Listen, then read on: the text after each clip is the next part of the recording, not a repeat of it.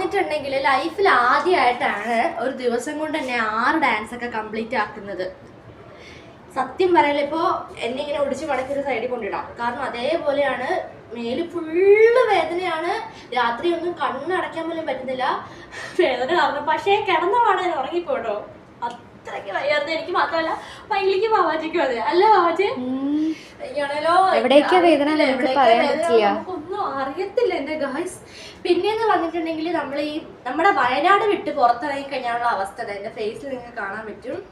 24 മണിക്കൂർ ഇങ്ങനെ സാധാരണ എന്റെ കൈയും കാലേ വേർക്കുള്ളൂ. ഇതിപ്പോ 24 മണിക്കൂറും വേർത്ത് ഇങ്ങനെ ആയിക്കൊണ്ടിരിക്കുകയാണ്.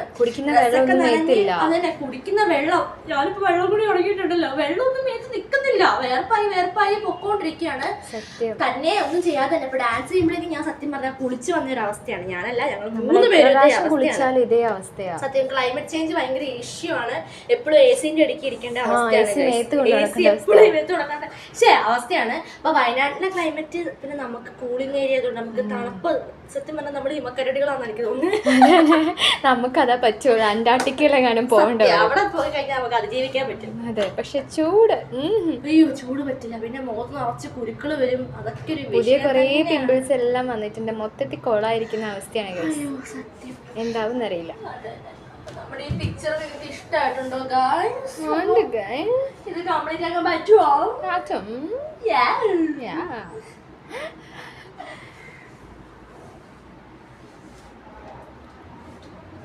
അപ്പോൾ ഗൈസ്, ബൈ ബൈ ഗൈസ്.